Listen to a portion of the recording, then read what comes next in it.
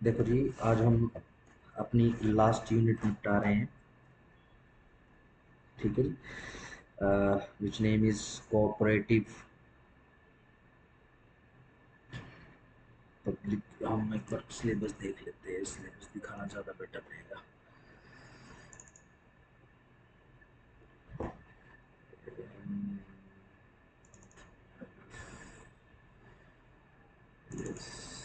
Comparative public law रहेगा। ध्यान रखना इसके अंदर। यस, आपकी लास्ट यूनिट है ये। कंपैरेटिव लॉ के अंदर relevance, methodology, problems and concern of comparison. ठीक है जी। फिर उसके बाद सीधा फॉर्म्स ऑफ गवर्नमेंट पे आ जाएंगे हम, presidential and parliamentary, unitary and federal के ऊपर। ठीक है जी। फिर मॉडल्स ऑफ फेडरलिज्म करेंगे हम, यूएसए, कनाडा और इंडिया। ठीक है जी। रूल ऑफ लॉ आ जाएगा। ठीक है जी। आओ जरा फटाफट करते हैं। ध्यान रखना थोड़ा सा स्पीड अप इसलिए रहेंगे क्योंकि हम ये सारी की सारी चीज़ें कॉन्स्टिट्यूशन में पढ़ चुके हैं। तो मैं आपको बेसिकली सिर्फ रेफरेंसेस की याद दिलाऊंगा। ठीक है ना, और ये सारा का सारा आपका हो जाएगा। ठीक है जी। देखो जी,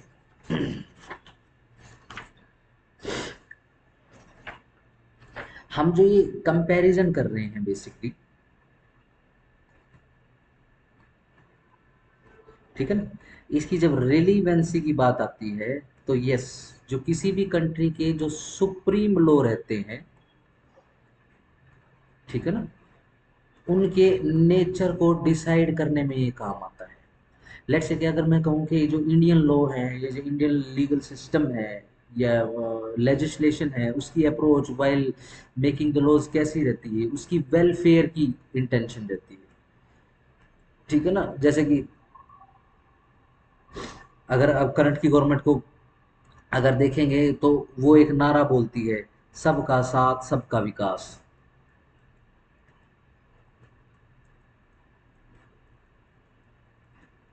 ठीक है जी। तो ये क्या है, वेलफेयर लेजिस्लेशन है हमारे देश का। ठीक है जी। तो किन देशों का वेलफेयर लेजिस्लेशन है, किन देशों का नहीं है, बेसिकली कंपैरिजन करने में आसानी होती है।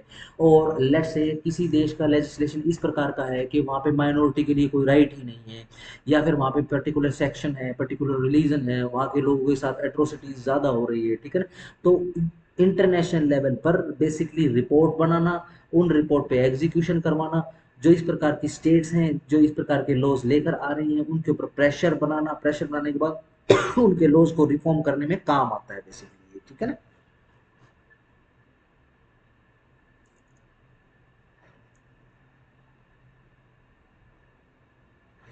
चलो जी। देखो, गवर्नमेंट को सबसे पहले हम बांट लेते हैं इसके अंदर कि गवर्नमेंट बेसिकली कितने प्रकार की रहती है। ठीक है जी। चलो जी, फॉर्म ऑफ द गवर्नमेंट कर लेते हैं। मैंने दबा दिया है क्या?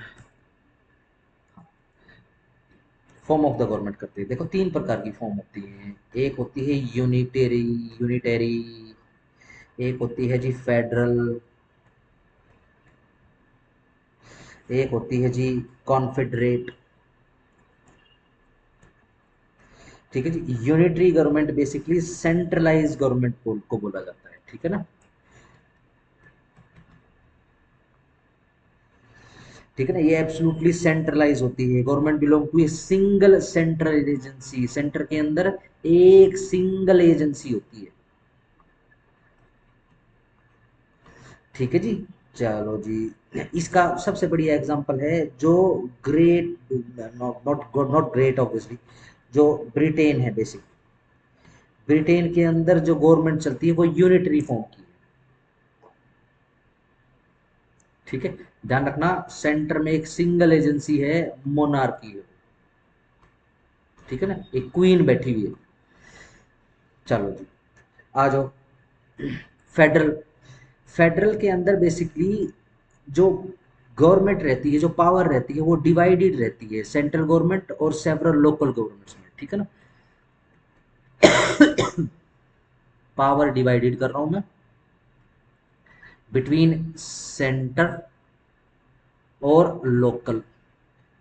ठीक है ना, इसका सबसे बेस्ट एग्जांपल है जो अमेरिकन गवर्नमेंट है। ठीक है ना, क्या कहते हैं अमेरिका को? United states of America. ठीक है जी, यानी जो स्टेट्स हैं जो अलग अलग हैं अमेरिका के अंदर, उन्होंने मिलकर एक सेंटर फॉर्म कर लिया अपने लिए, जो सेंटर कहाँ है? वॉशिंगटन के अंदर है। ठीक है ना।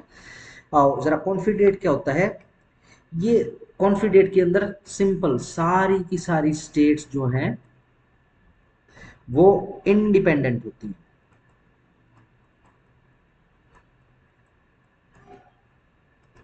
ठीक है जी। जैसे कि स्विट्जरलैंड है, स्विट्जरलैंड इसका एग्जाम्पल है। चलो जी, यूरोपियन यूनियन जैसे बना दें इसके अंदर। ठीक है जी, सही बात है, ये इसका बेस्ट एग्जाम्पल है इसके। ठीक है जी। अब जैसे ग्रेट ब्रिटेन, सिर्फ ब्रिटेन ब्रिटेन यहाँ पे कर लो। ठीक है जी, कॉन्फेडरेट के अंदर यूके करोगे आप, यूनाइटेड किंगडम, यूनाइटेड किंगडम के अंदर बेसिकली स्कॉटलैंड आ जाता है, आइसलैंड आ जाता है, ऑफ कोर्स ब्रिटेन तो है ही है। ठीक है जी। इसके साथ साथ में प्रशांत महासागर के अंदर, हिंद महासागर के अंदर, ठीक है जी, अटलांटिक ओशन के अंदर कई सारे द्वीप हैं, छोटे छोटे बड़े बड़े। ठीक है जी, जिसके अंदर आज भी वो भी आज भी अंग्रेजों के गुलाम है भैया। तो वहां पे जो गवर्नमेंट चलती है वो इंडिपेंडेंट है अपने आप में। ठीक है ना। वो तो 1935 का जो कॉन्स्टिट्यूशन एक्ट आ गया है, या फिर जो 1950 1946 का जो इंडिपेंडेंट एक्ट आ गया है, अगर लेट से वो नहीं आता, तो ध्यान रखना हम आज फिर कॉन्फिडरेट गवर्नमेंट में जी रहे होते बेसिकली। ठीक है ना। कॉन्फिडरेट फॉर्म ऑफ गवर्नमेंट के अंदर जी रहे होते इंडियंस। ठीक है जी। चलो,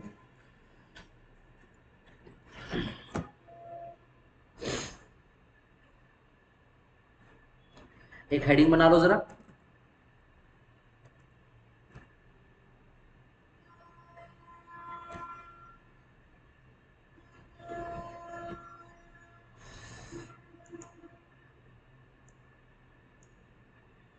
चलो, एक हेडिंग बना लो। Relationship between relationship between legislative and executive branches, यानी लेजिस्लेशन में और एग्जीक्यूशन में या फिर एग्जीक्यूटिव में रिलेशन। ठीक है जी। देखो जी, प्रेसिडेंशियल फॉर्म ऑफ गवर्नमेंट यदि है,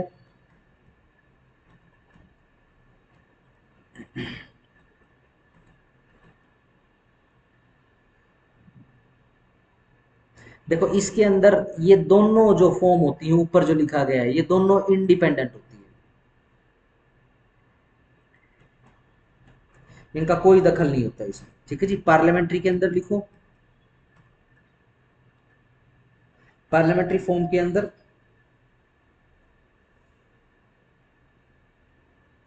ध्यान रखना सेम बंदे होते हैं। ठीक है ना, सेम अथॉरिटीज होती है, सिंपल डेलीगेशन रहता है इसके अंदर।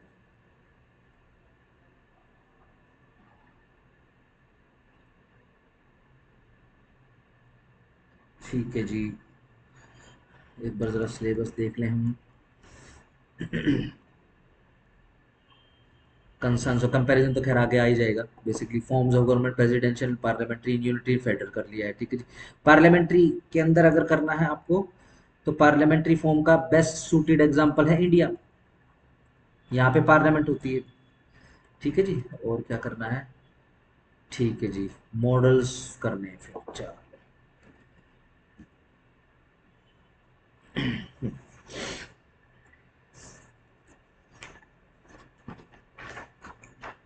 Presidential government.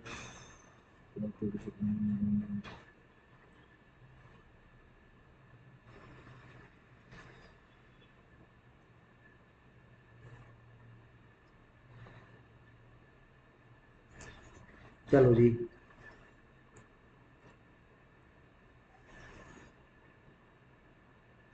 हम कंपैरिजन कर लेते हैं जरा। देखो जी, फेडरलिज्म की हेडिंग बना लो। फेडरलिज्म के अंदर बेसिकली क्या होता है, अभी अभी हमने देखा, या फिर सीधा सिंपल आगे कर ले इसको। ये लैटिन टर्म है फीडस या फोइडस, इससे निकला है, जिसका मतलब होता है ट्रीटी या फिर एग्रीमेंट।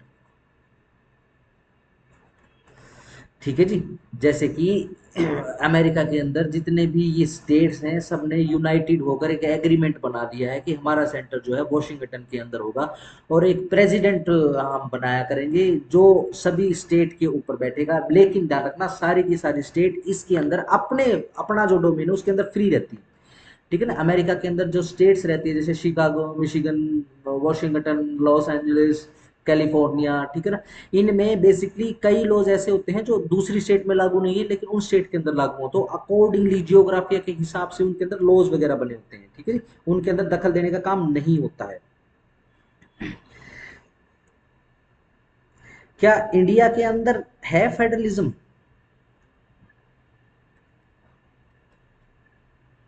देखो, जब हमने कॉन्स्टिट्यूशन किया था तो हमने फीचर पढ़े थे इंडियन कॉन्स्टिट्यूशन के, क्या क्वासी फेडरल है ये। जैसे कि हम इंडिया को भी यूनियन ऑफ इंडिया बोल देते हैं, ठीक है ना, पुरानी जो स्टेट्स थी, जो प्रोविंसेस थे, वो यूनियन, वो इकट्ठे हो चुके हैं, ठीक है ना। बट हमने फिर बाद में एक पार्लियामेंट्री फॉर्म को बेसिकली अडॉप्ट कर दिया, अपने लिए कॉन्स्टिट्यूशन बना लिया, और एक पार्लियामेंट्री फॉर्म कैसे काम करती है हमने अपना प्रोविजन अलग से बना लिया है। ठीक है जी।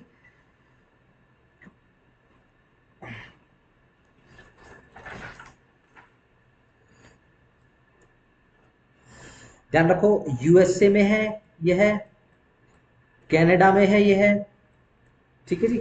जब हम इंडिया के अंदर करेंगे तो हमने ये क्वासी कर दिया है।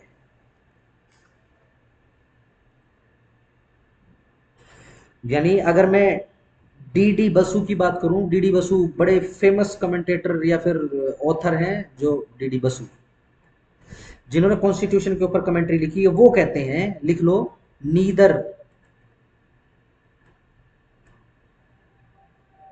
Purely federal nor unitary but it is a combination of both.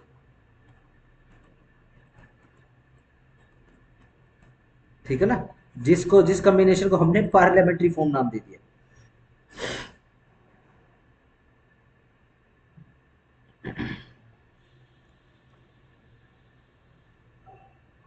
चलो जी, अब कंपैरिजन कर लेते हैं इसका। जो इंडियन फेडरलिज्म है,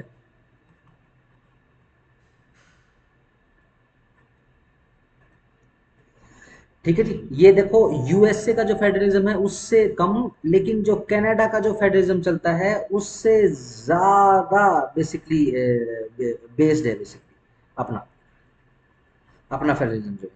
ठीक है जी।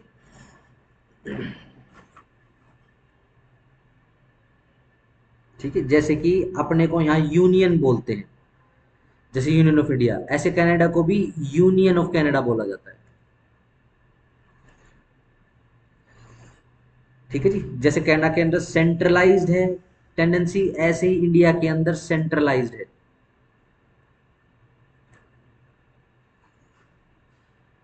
ठीक है जी, वहां पर भी क्वासी फेडरल है, यहां पर भी क्वासी फेडरल है। अब पूछने लग जाए कि भाई फेडरल फीचर्स बताओ, कॉन्स्टिट्यूशन के अंदर फेडरल फीचर्स कौन सी हैं, जैसे एक तो बता दिया यूनियन ऑफ इंडिया लिखते हैं, तो फेडरल फीचर्स के नाम से हेडिंग बना लो, federal features in Indian constitution. Number one, by written constitution है, फेडरल के अंदर रिटन कॉन्स्टिट्यूशन लिखा जाता है, क्योंकि अगेन देखो, सेंट्रलाइज तो होता है लेकिन फिर भी स्टेट्स अलग अलग रहती है, ऐसा हो सकता है कि हर स्टेट के लिए कुछ अलग अलग प्रोविजन कॉन्स्टिट्यूशन के अंदर बनाने पड़ जाए, तो क्या है, कल को किसी प्रकार की कंफ्यूजन ना हो, ऐसा कोई अननेसेसरी सर्कमस्टांस या फिर रेपिटेशन ना क्रिएट हो। ठीक है जी, तो राइटिंग में करा जाता है फेडरल के अंदर। ठीक है जी। नंबर टू करो, dual polity, centre plus state. ठीक है जी, दो पॉलिटियां चलती हैं, ठीक है ना, दो सरकारें होती हैं, दो अथॉरिटियां होती हैं फेडरलिज्म के अंदर, ठीक है ना, सेंटर एंड द स्टेट, जिनके बीच में नंबर थ्री करो, डिवीजन ऑफ पावर होता है, जैसे यहां पर है।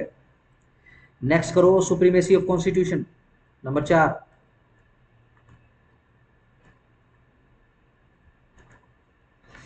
जो भी कॉन्स्टिट्यूशन रहेगा उसे रिजिडली प्रैक्टिस किया जाएगा, रिजिड रहता है कॉन्स्टिट्यूशन इसके अंदर।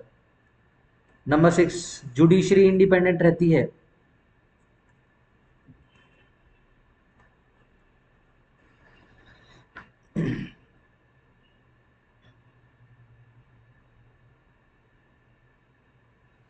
चलो जी,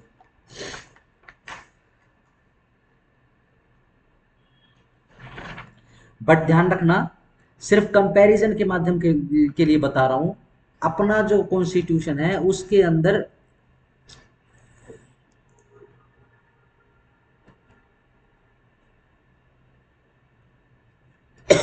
उसके अंदर यूनिटरी फीचर्स भी हैं।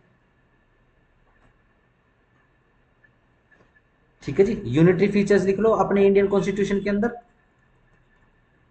देखो जी, स्ट्रॉन्ग सेंटर रहता है।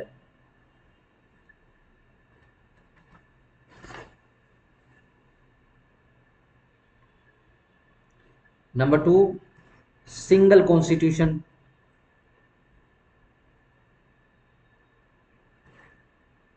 नंबर 3, सिंगल तो रहता है, फ्लेक्सिबल रहता है कॉन्स्टिट्यूशन।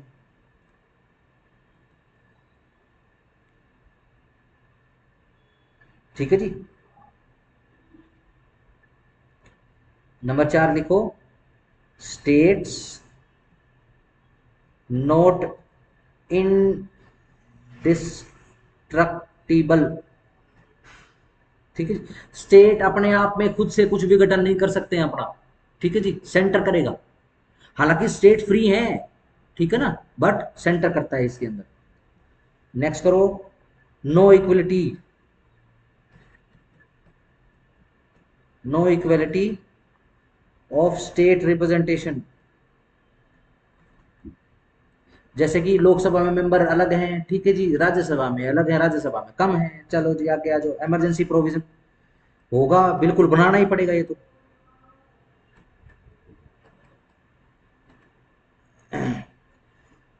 Number 7, single citizenship.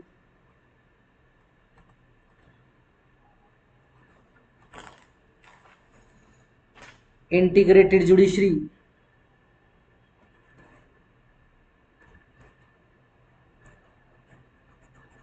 देखो इंडिपेंडेंट तो है, लेकिन कैसा इंडिपेंडेंट है कि देखो जी 2 मिनट में प्रेशर आ जाता है पार्लियामेंट पे। ठीक है जी, क्यों? क्योंकि इनको अपॉइंट कौन करता है, इनको ओथ कौन दिलवाता है, इनकी अफर्मेशन कंफर्मेशन कौन करवाता है, इनकी सैलरी को कौन दिलवाता है। ठीक है जी, तो इंटीग्रेटेड जुडिशरी रहती है। ठीक है जी। अब क्या है, पूरे जैसे ऑल इंडिया सर्विसेज है, ऐसे नौकरियां देनी पड़ेंगी, क्योंकि वही बात है, अब यूनिटरी संभालना है, यानी एक यूनिट, एक पर्टिकुलर, एक सिंगल एजेंसी है, उसको पावर देनी है, तो आईएएस बनाने पड़ेंगे। ठीक है ना, ध्यान रखना, आईएएस सेंटर को सर्व करते हैं, स्टेट को सर्व नहीं करते हैं। Parliamentary authority. Number 10, parliamentary authority. Parliament authority, अगर मैं कहूं विधायिकाओं में और संसद में अथॉरिटी कौन है, यस, पार्लियामेंट है।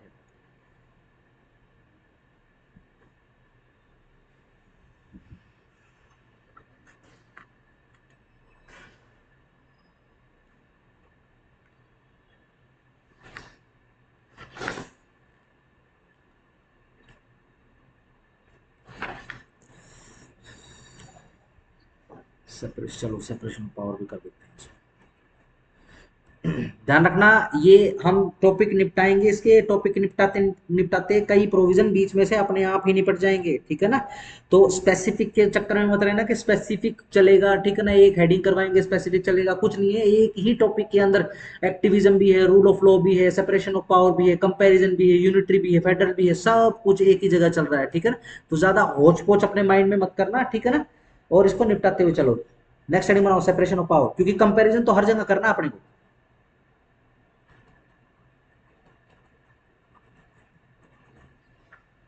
देखो जी, सीधी सिंपल सी बात है, कंपैरिजन सेपरेशन ऑफ पावर तो देखो करना ही पड़ेगा। ठीक है जी, separation of power basically mutual relation को बोलते हैं, amongst organs of the government. ठीक है ना, जैसे कि ऑर्गन्स कैसे, जैसे कि लेजिस्लेशन, एग्जीक्यूटिव, जुडिशरी, ठीक है ना। अब लेजिस्लेशन, एग्जीक्यूटिव, जुडिशरी आपस में मिल बांटकर कॉन्स्टिट्यूशन के हिसाब से पावर्स बांट लेती हैं। जैसे जजमेंट करने की पावर जुडिशरी के पास है, एग्जीक्यूट करने की पावर इसके पास है, लॉ बनाने की पावर लेजिस्लेशन के पास है, ठीक है जी। अब क्लासिफिकेशन कर लेते हैं, टाइप्स कर लो इसकी, ठीक है ना। नंबर 1 डेलिबरेटिव,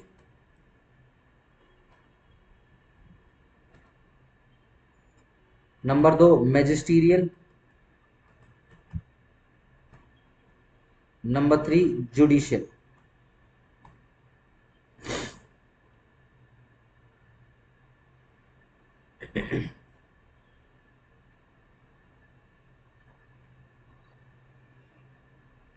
आओ जरा, Montesquieu's doctrines in health affect one person and 40% check and balance।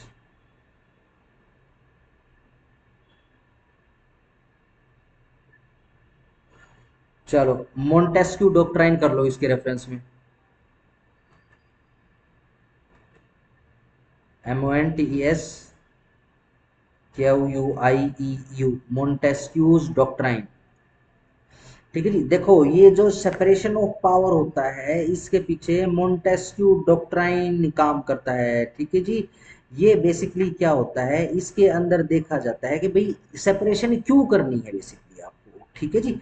जैसे कि चेक एंड बैलेंस रखने के लिए सेपरेशन करना होता है,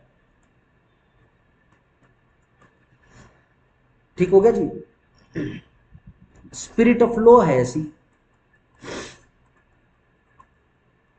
अगर लो किसी के ऊपर अथॉरिटी की जैसे आप अप्लाई ही नहीं कर पा रहे तो बेसिकली वो लो है ही नहीं। अगर रेमेडी, अगर सैंक्शन नहीं लगा पा रहा है लो तो वो है ही नहीं। सैंक्शन किससे आएगा, आप अथॉरिटीज के बीच में जिसके अंदर सेपरेशन ऑफ पावर हो रहा है उसके ऊपर जो सैंक्शन लगानी पड़ेगी, ये कैसे, ये चेक एंड बैलेंसेस के थ्रू लगाई जाएंगी, ठीक है ना। सही। जैसे कि मान लो अब जैसे जुडिशरी बना दी, जुडिशरी अपॉइंट तो कर दी लेकिन वो काम क्या करती है, लेट से काम करने के लिए कुछ है ही नहीं, तो क्या है कुछ चेक एंड बैलेंसेस लगाए जाएंगे, उनको भी काम सौंपा जाएगा, ठीक है ना।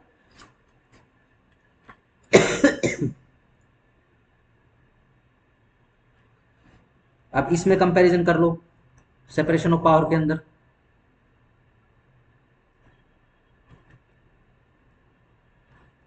सबसे पहले तो यूनाइटेड किंगडम का कर लो। जो मोन्टेस्क्यू, एमडी कर रहा हूं, मोन्टेस्क्यू डॉक्ट्राइन है उसको सपोर्ट कर रहा है कौन, एक इंग्लिश जूरिस्ट है ब्लैकस्टोन नाम से, काला पत्थर।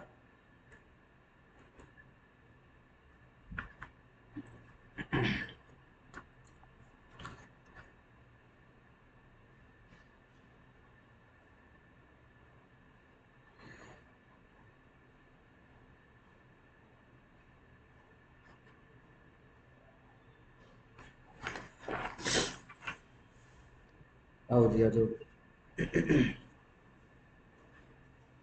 आओ इसके बाद सीधा सिंपल करो अपना United State of America, USA, comparison कर रहे हैं सेपरेशन ऑफ पावर के अंदर, ठीक है जी।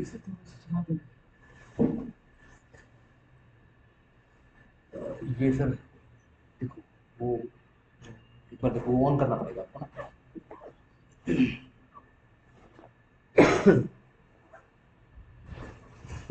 ये तो सेपरेट से नीचे नहीं दिख रहे हैं आपको, इस तरफ जिन्हें की तरफ, हाँ आपकी तरफ वाला है जो ना उसको ऊपर कर दो बस, आपकी तरफ वाला, हाँ इसको ऊपर कर दो बस। आ जाओ।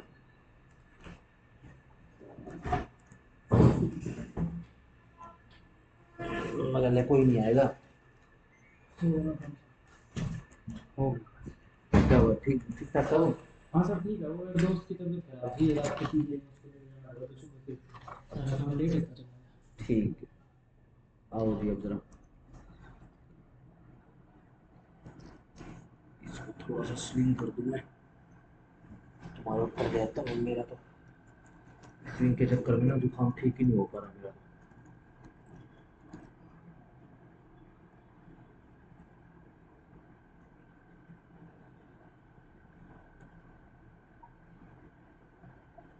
बेसिकली इसमें है कुछ नहीं, वो जो करते रहो पढ़ते रहो लिखते रहो वो वाला सीन है इसके अंदर। सर वही तो ना, बिना लोगों के क्वेश्चन है जो बस रटने हैं। खुली तो नहीं ना, बट कोई बात नहीं, थोड़ा समझ लेंगे ना।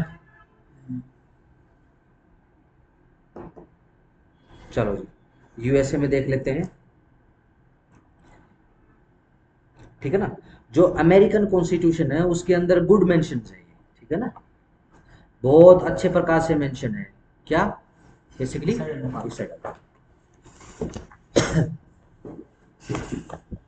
यूएसए के जो अपना कॉन्स्टिट्यूशन है उसके अंदर separation of power basically specifically mention किया गया है, जैसे कि आर्टिकल 1 के अंदर मेंशन है, आर्टिकल 2 के अंदर मेंशन है, आर्टिकल 3 के अंदर मेंशन है, ठीक है ना।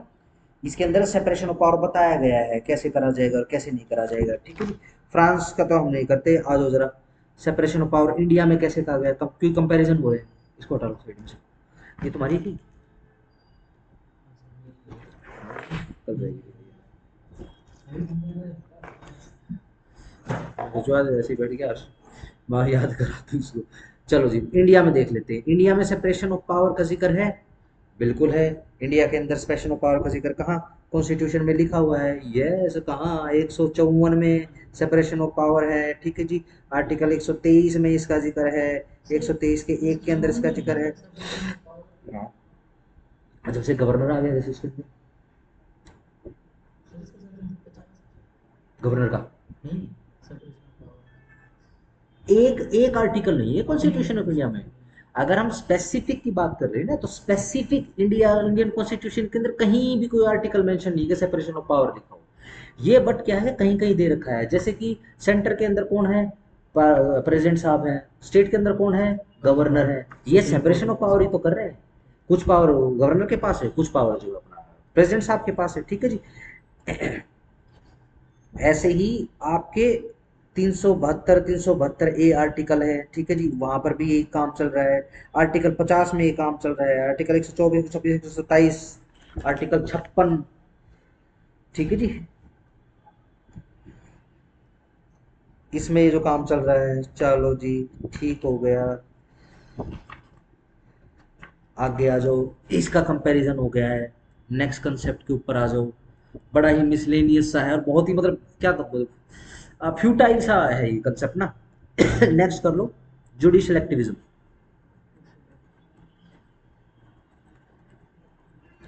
लेट्स से फाउंडेशन की क्लास होती है तो मैं पता नहीं कितने तितर उड़ाता और कितने तितर मारता है इसके, ठीक है ना, लेकिन आपको सीधा सिंपल इसके अंदर बता देता। तो जुडिशियल एक्टिविज्म यानी एक तो जुडिशरी, यानी एक तो आ गया आपका जज, प्लस उसकी जुडिशियल फिलोसफी, अपनी फिलोसफी लेकर आएगा वो। अगर कोई जज जुडिशियल फिलोसफी लगाकर न्याय करने का काम कर रहा है तो उसको जुडिशियल एक्टिविज्म बोलते हैं, ठीक है ना, ये ध्यान रखना। जैसे कि मान लो कोई केस वगैरह चल रहा है, अब उसके अंदर क्या है, जज साहब खुद से ही, ठीक है ना, फिलोसफी लगा के, भाई ये केस तो ना, इसके अंदर देखो ये क्वेश्चन तो अपने को मेंशन करना पड़ेगा, ठीक है जी। अब मान लो किसी ने भाई दूसरी शादी करनी है, या फिर दूसरी शादी अगर इजाजत दे देंगे, और भाई कल को कंडीशन लग जाएगा भाई मेरे बच्चे मार दे फिर शादी कर ले, लोग बच्चे मारने लग जाए, तो ये क्या है, एक जुडिशियल फिलोसफी लगा रहा है जज, ठीक है ना।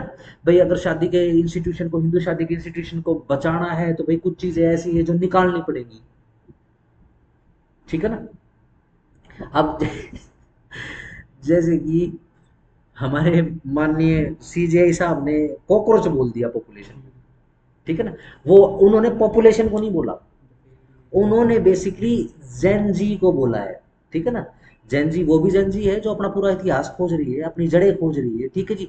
इसरो के अंदर काम करने के लिए जा रही है, ठीक है ना, बाहर विदेशों में काम करने के लिए जा रही है, बहुत बढ़िया कमांडर बन रहे हैं, बहुत बढ़िया लीडर बन रहे हैं, वो भी तो जेनजी, जेनजी से तो निकल रहे हैं, जेनजी से बेसिकली 30 साल का मतलब है। ये जो होते नहीं, एक वो लड़की आती, कौन सी है वो, कलावा काट के, वो पता नहीं एक्टिंग सी करती है, जो जिसके ऊपर केस भी चला था, वो गालियां देती, बड़ी गंदी गंदी बातें करती वो, उसके ऊपर आई थी, पता नहीं कौन हो, ठीक है ना। फेस बेसिकली स्वाइन जैसा फेस उसका, गोड़ सा और नाक ऊपर उठी हुई उसकी, जैसे सुअर होते हैं। चलो कोई भी हो, अपने को क्या है, ठीक है जी। लेट्स से उसके ऊपर कोई कमेंट कर दे जज साहब, ठीक है जी, उसका जजमेंट करते समय कुछ उसके ऊपर भी बोल दे कि इस तरीके की इजाजत देंगे तो कल को तो भाई साहब बहुत वाहियात काम हो जाएगा, ठीक है ना। अब ये जिस कल्चर को प्रमोट करने की बात कर रही है, इस प्रकार की एजेंसी, वो बेसिकली वो कहाँ पर चलता है, वो यूके में चलता है। वो पॉप कल्चर है। वो पॉप कल्चर के अंदर एक दूसरे को गालियां देना, एक दूसरे की माँ को गालियां देना, भाई बहनों को गालियां देना, उनके साथ संभोग और पता नहीं अजीब अजीब तरीके की बातें कर, ये यहाँ पे नहीं चल सकता। क्यों? क्योंकि यहाँ का जज जो है जुडिशियल एक्टिविज्म अपनाकर, ठीक है ना, आने वाले चीजों के लिए खुद को भी सावधान कर देता है और बाकी को भी सावधान कर देता है, ठीक है जी।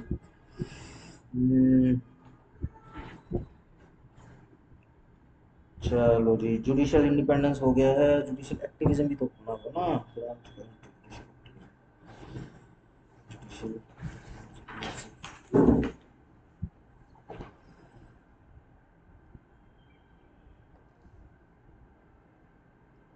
चलो, इसके साथ में एक कंसेप्ट और कर लो, judicial activism plus independence, independency of judiciary, ठीक है जी। अब इंडिपेंडेंसी ऑफ जुडिशरी के अंदर बेसिकली अगर मैं पूछूं आपसे, क्या इंडियन जुडिशरी इंडिपेंडेंट है? यस। कौन बोलता है? आर्टिकल 50 बोलता है डीपीएसपी के अंदर। 50-50 ठीक हो गया। चलो जी, आर्टिकल 121 कहता है ये बात, ठीक है जी। आर्टिकल 124 कह रहा है, स्वयं कह रहा है ये बात, 125 कह रहा है स्वयं बात, ठीक है ना। चलो जी, अब जरा कंपैरिजन कर लेते हैं यूके में क्या हाल है जुडिशरी का, क्योंकि वहां पे तो सिंगल यूनिफाइड लीगल सिस्टम है। जैसे यूनिटी फॉर्म ऑफ गवर्नमेंट क्या होती है, वहां पे एक सिंगल एजेंसी होती है, ठीक है ना, जिसके पास सारी पावर होती है, ठीक है ना। जैसे कि मान लो यूनाइटेड किंगडम के अंदर या फिर ब्रिटेन के अंदर क्या है, वैसे तो प्रधानमंत्री अपॉइंट होता है, लेकिन वो और या फिर कोई भी लॉ बनेगा तो क्वीन और राज परिवार को, जो वहां पे राजशाही चलती है अंदर ही अंदर, ठीक है ना, उसको ध्यान में रखते हुए ले देकर सारा एक सोल बटन जो है क्वीन के हाथ में पकड़ा कर रखा हुआ है, ठीक है ना। तो ऐसे ही लॉ सिस्टम के लिए भी वहां पर कैसा है, यूनिफाइड लीगल सिस्टम है, सिंगल यूनिफाइड लीगल सिस्टम चलता है, कहाँ? इंग्लैंड के अंदर, ठीक है जी। और ये फ्यूजन पावर, और ये जो प्रिंसिपल फॉलो करता है वो कैसा होता है, वो फ्यूजन ऑफ पावर्स का प्रिंसिपल जो है वो फॉलो करता है,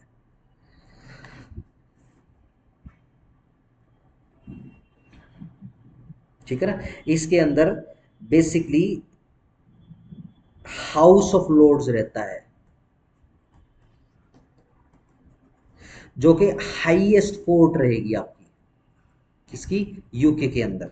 जैसे अपने यहाँ सुप्रीम कोर्ट है, वहां हाउस ऑफ लॉर्ड्स रहती है बेसिकली, ठीक है जी। और एक जुडिशियल कमेटी बनी हुई है, जिस जुडिशियल को कमेटी को हम प्यार से कह देते हैं प्राइवी काउंसिल, पीसी। हमने कई केसेस भी किए हैं इसके, ठीक है जी। जो कि हाईएस्ट कोर्ट ऑफ अपील है,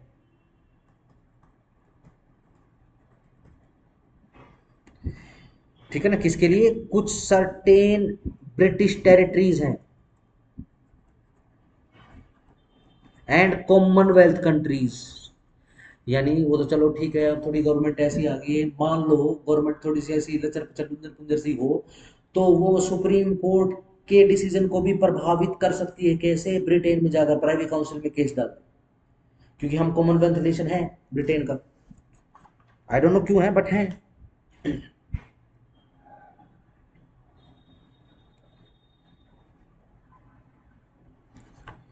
चलो जी, अब ये जो हाउस ऑफ लॉर्ड्स हैं, ठीक है ना, ये जो हाईएस्ट कोर्ट बता रहे हैं ना, कहाँ गया मैं, हाउस ऑफ लॉर्ड जो है ये, ठीक है ना, जिसको हाईएस्ट कोर्ट कह रहे हैं ब्रिटेन के अंदर। देखो इसके अंदर बैठने वाले कौन होते हैं, अगर मैं कहूँ इसके अंदर बैठने वाले कौन है जजेस, ये हैं कैबिनेट मेंबर्स, कैबिनेट मिनिस्टर, ये मंत्रालय के लोग बैठे हुए हैं इसके अंदर, ठीक है जी। अब कितनी इंडिपेंडेंट है कितनी इंडिपेंडेंट नहीं है ये छोड़ दिया भैया, ठीक है जी, सिंपल। चलो, जुडिशियल इंडिपेंडेंस इन यूएसए, अब जरा यूएसए में देख लेते हैं क्या हाल है।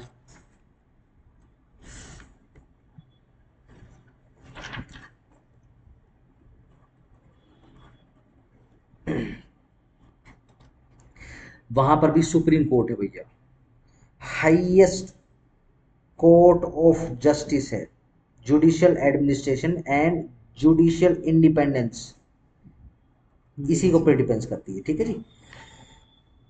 दो प्रकार की जुडिशियल इंडिपेंडेंस है यूएस के अंदर। पहली जो आर्टिकल 3 के अंदर बता रखी है, ठीक है जी, जो कि बोलती है कि फेडरल जजेस जो है वो may hold their position during good behaviour, ठीक है ना, जितना उनका गुड बिहेवियर रहेगा, in effect they have lifetime appointment, ठीक है ना, अपना बिहेवियर अच्छा लिखो, गुड बिहेवियर रखो अपना, और लाइफ टाइम के लिए अपॉइंट हो जाओ। ठीक है ना, हम ये पॉइंट तो कई बार डिस्कस कर चुके हैं क्लास के अंदर। इसी कारण से हमें यूट्यूब के ऊपर बड़े बूढ़े बूढ़े जजेस देखते हैं जो 80+ के उनके जजेस को भी देखते हैं। ठीक है ना, as long as they satisfy the ethical and legal standard of judicial office, तब तक के लिए। एक समय तो ऐसा आएगा जब वो हिस्टीरिया हो जाएगा, वो ऐसे ऐसे हिलेगा, उसके कान काम नहीं, जब तो छोड़ना ही पड़ेगा, वो सेटिस्फाई नहीं कर पाएगा। और दूसरा दूसरा है आपका, ये आर्टिकल 3 ही है जो बोलता है कि लेजिस्लेटिव और executive branches may not combine to punish जजेस। ठीक है जी, वो जो जजेस को पनिश करने के लिए कंबाइन नहीं होगी, बाय कैसे, by decreasing payments of their services, even उनकी सैलरी भी नहीं घटाई जाएगी, नो। और किसके द्वारा, लेजिस्लेशन या फिर एग्जीक्यूटिव के द्वारा। ठीक है जी। The constitution of some democratic countries provide appointment of the जजेस for a specific period of time but in variable they protect their independence of action. छोड़ दो इसको, कुछ नहीं। ठीक है जी, यहां से अपने को निकालना पड़ेगा किस प्रकार का फिर अपना फ्रीडम है। इंडिपेंडेंस ऑफ जुडिशरी हो गया, सेपरेशन ऑफ पावर्स, ठीक है जी, जुडिशियल एक्टिविज्म, जुडिशियल अकाउंटेबिलिटी। ठीक है जी, अकाउंटेबिलिटी देख लेते हैं। सर फ्रांस में कैसी थी? फ्रांस का करना है क्या, हाँ लिखा है इधर। सेपरेशन ऑफ पावर फ्रांस का, ओह फ्रांस का तो रह गया फ्रांस का रहता है फ्रांस का रहेगा। मुझे लगा ना, फ्रांस का जैसे तो करना इंडिया का है। तो सेम सेम है, यूके में जुडिशल हाँ इंडिपेंडेंट ही नहीं है। हाँ हाँ हाँ। यहाँ पे क्या सिस्टम है, तो पता चल जाता है। फ्रांस,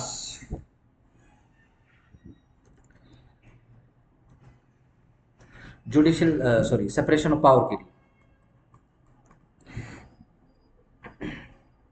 अब ये पता नहीं लिखवाना चाहिए, रूल ऑफ लुइस,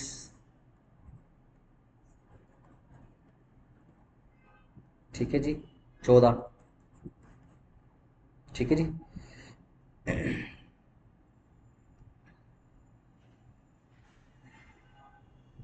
इसके अंदर आ जाओ।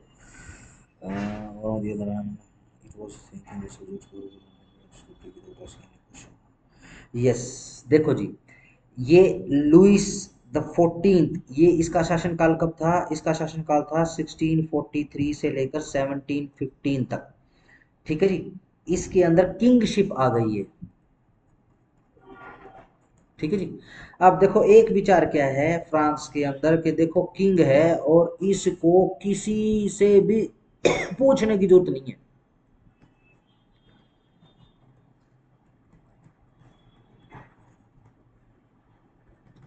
ये अपनी मर्जी का राजा है, मालिक है। ठीक है जी, जो फैसला कर देगा वो चल जाएगा। ठीक है जी, आप बेसिकली इसका क्रिटिसिज्म भी नहीं कर सकते हो। ठीक है जी, कुछ नहीं कर सकते इसका। और दूसरी तरफ क्या है, दूसरी तरफ वही मोंटेस्क्यू डॉक्ट्राइन आ जाता है। मोंटेस्क्यू डॉक्ट्राइन क्या कहता है कि भैया चेक एंड बैलेंस तो होना चाहिए। अगर मान लो कोई भी पावर या फिर अनलिमिटेड पावर कर दे एक राजा की, तो वो तो देश बर्बाद भी कर देगा। ठीक है ना, तो कुछ न कुछ तो चेक एंड बैलेंस तो होने चाहिए। ठीक है जी, इस चेक एंड बैलेंस से बेसिकली सेपरेशन का आइडिया आता है फ्रांस को, सेपरेशन ऑफ पावर का आइडिया आता है। ठीक है जी, और इसको बोला जाता है delegation of rights of man,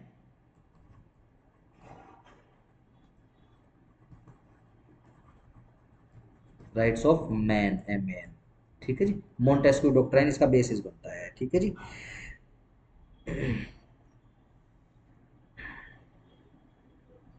इसके अंदर क्या किया जाता है, जो कॉन्स्टिट्यूशन है जो बनाया जाता है फ्रांस का, और वो कॉन्स्टिट्यूशन जो है फ्रांस का वो फ्लेक्सिबल रखा जाता है। उसके अंदर आर्टिकल 1 एंड आर्टिकल 2 डाले जाते हैं जो लेजिस्लेटिव ब्रांच को सेपरेट कर देती है एग्जीक्यूटिव से। लेजिस्लेशन को एग्जीक्यूटिव से सेपरेट कर दिया जाता है। ठीक है जी, सिंपल ये इस हिसाब से था, इतना इतने से बात बन जाएगी। अभी क्या करना है, इसमें जो लेजिस्लेशन और एग्जीक्यूटिव अलग-अलग है। नहीं, सेपरेशन ऑफ पावर का मतलब ये होता है, देखो हम इंडिपेंडेंस का पॉइंट नहीं कर रहे हैं, सेपरेशन ऑफ पावर का मतलब ये होता है कि अलग अलग काम चल रहे हैं। जैसे कि क्या इंडिया के अंदर सेपरेशन ऑफ पावर है? हाँ है। अब देखो, लॉ बनाने का काम तो सेंटर भी कर रहा है, लॉ बनाने का काम स्टेट भी कर रहा है, ठीक है ना। तो क्या है सेपरेशन ऑफ पावर, कैसे डेलीगेट कर दिए। शेड्यूल 7 के अंदर एक लिस्ट बना दी कि इन कामों के लिए डेलीगेट कर दी पावर ऑफ मेकिंग लॉज किसके पास, स्टेट के पास। इन कामों के लिए स्टेट के पास रहेगी, इन कामों के पास डेलीगेट दोनों के पास रहेगी, अगर थर्ड के अंदर, ठीक है ना। अब मान लो जुडिशियल काम करना है, जुडिशरी के रिगार्डिंग को रूल वगैरह बनाने हैं, ठीक है ना भाई, कौन सी कोर्ट कहाँ बनेगी, कितने जजेस होंगे, किस स्टेट के अंदर क्राइम ज्यादा है नहीं है, वो सब कुछ फैसला करें, ये जुडिशरी करेगी। तो एक separation of power Indian constitution में जुडिशरी भी आ गया। इंडिपेंडेंस की बात हो रही फिलहाल, ठीक है ना, क्योंकि ऐसा जरूरी थोड़ी ना कि इंडिपेंडेंट हो। अब जैसे यहाँ पर क्या है, हम क्वासी फेडरल गवर्नमेंट में है, ठीक है ना, ये बेसिकली आज का लेक्चर लगा लेना, हम क्वासी फेडरल गवर्नमेंट के अंदर बैठे हुए हैं। जैसे कि यूएसए के अंदर क्या होता है, यूनाइटेड है स्टेट्स वो सारे के सारे, और वो एक एग्रीमेंट कर देते हैं, ठीक है ना। फेडरल का मतलब ही एग्रीमेंट होता है बेसिकली। उन्होंने एक एग्रीमेंट कर लिया कि हम सारे के सारे मिलके वाशिंगटन के अंदर अपना सेंटर बना लेंगे, लेकिन ध्यान रखना स्टेट अपने में अलग अथॉरिटीज हैं, ठीक है ना। इसी कारण से हम बोलते हैं ना स्टेट ऑफ मिशिगन का जो वो है, जो वहाँ का जो प्रेसिडेंट है या वहाँ का जो मेयर है वो आया है भाई, इंडिया की विजिट करी उसने, उनके सेपरेट अपने विजिट होते हैं, ठीक है ना, ये आ सकते हैं बेसिकली, राइट। अब जैसे हम इंडिया के अंदर देखते हैं, ठीक है ना, हम भी यूनियन ऑफ इंडिया है, ठीक है ना, हम भी बेसिकली पुराने प्रांत थे, पुराने राजा महाराजाओं के राज्य थे, छोटे छोटे बड़े बड़े, ठीक है जी, जो मिल गए, हमने एक यूनियन फॉर्म कर दी, जिसको जैसे हम अभी इंडिया कह यूनियन रहे ऑफ हैं, इंडिया आता है वर्सेस ठीक है इंडिया। ना। यस, इसी कारण से यूनियन आता है। हम फेडरल क्वासी फेडरल है, हम प्योर फेडरल नहीं है। डीके बसु कह रहे हैं, डीडी बसु कह रहे हैं कि भैया हम ना ही प्योरली फेडरल है, ना ही प्योरली हम यूनिटरी, हम ब्लेंड है कहीं, जिसको हम पार्लियामेंट का नाम दे रहे हैं। अगर यूनिटरी होते तो फिर एक राजा या रानी बिठाना पड़ता, ठीक है ना। चलो, तो हम कहीं पे ब्लेंड हो रहे हैं जाके, ठीक हो गया। आओ जी जरा जुडिशियल अकाउंटेबिलिटी का बना लो नेक्स्ट। कैसी? जुडिशियल अकाउंटेबिलिटी, ये कर लो, ठीक रहेगा ये।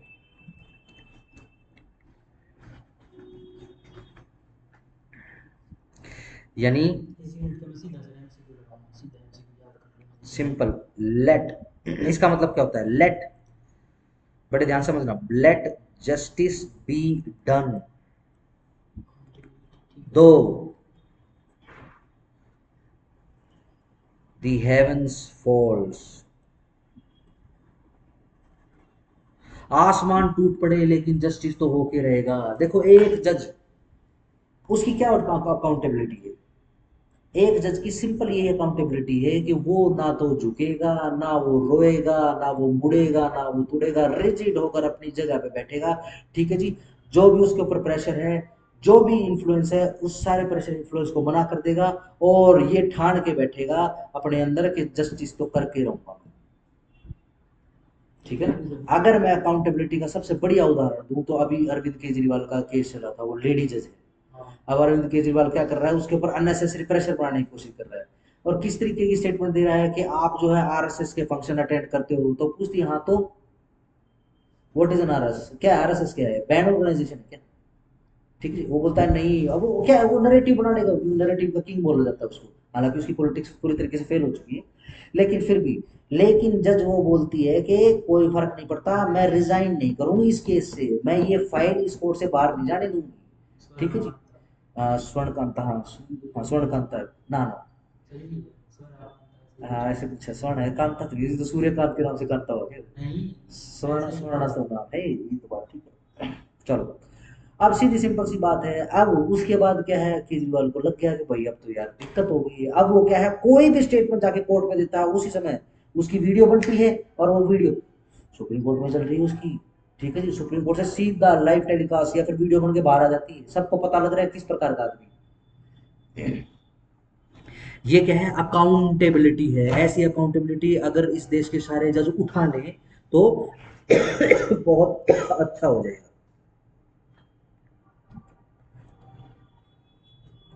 इसमें तो जुडिशियल अकाउंटेबिलिटी में बेसिकली कंपैरिजन का तो कोई मतलब बनता ही नहीं है।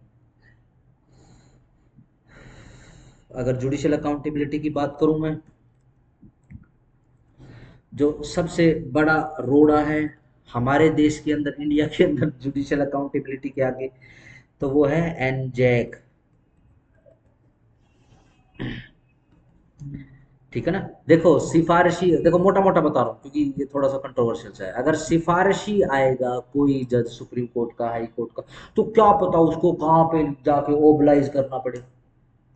एक कैबिनेट मिनिस्टर ने जो 12-15 साल पहले सिफारिश लगाई थी इसकी, जो आज सुप्रीम कोर्ट के अंदर चीफ जस्टिस ऑफ इंडिया बन के बैठा, मैं वैसे उदाहरण दे रहा हूँ, मैं कमेंट नहीं मार रहा हूँ किसी पे, ठीक है ना। तो बेसिकली क्या है, आज जो चीफ जस्टिस बन गया है या फिर आज वो जस्टिस बन गया है सुप्रीम कोर्ट के अंदर, ठीक है जी, और इतने साल के बाद उस कैबिनेट मिनिस्टर या उस मंत्री के खिलाफ जो कोई करप्शन का केस आ गया है और अब वो मंत्री उस जज के सामने खड़ा है, तो अब तो आंख तो मटकाएगा वो, हाँ हाँ, समझ गया ना, समझ गया, हाँ, तो सीधी सिंपल सी बात है, अकाउंटेबिलिटी खत्म। ठीक है ना। एनजैक यदि लागू हो जाता है तो अकाउंटेबिलिटी स्ट्रोंग हो जाएगी, ऐसा विचार है, ऐसा ओपिनियन है जूरिस्ट का। ठीक है ना। जो कि हाँ है भी अच्छा है। फिर ठीक है ना। रिक्रूटमेंट बढ़ जाएगा कम से फेयर रिक्रूटमेंट होगी।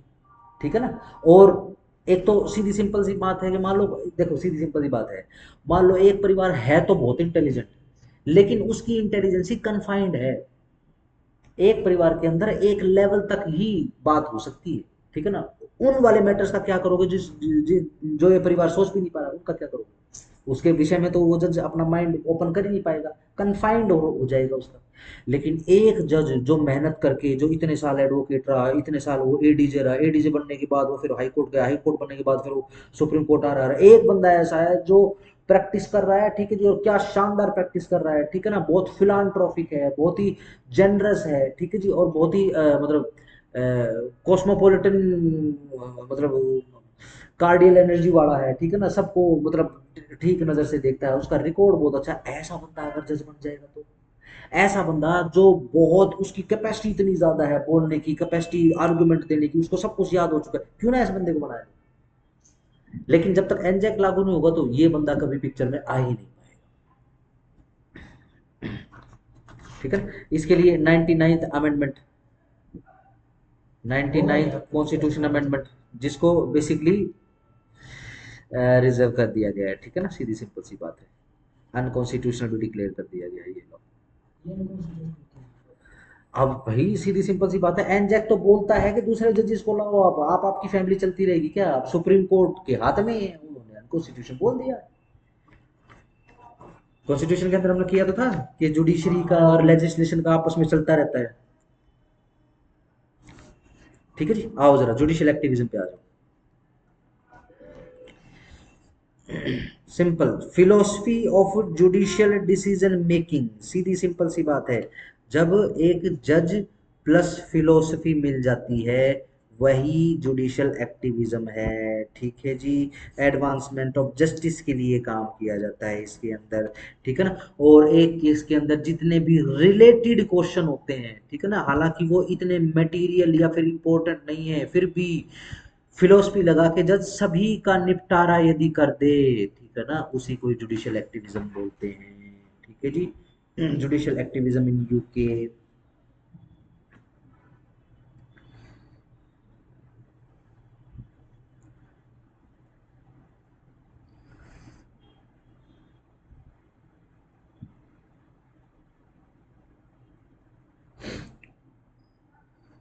एक केस लो लिख लो, जुडिशियल एक्टिविज्म इन यूके में,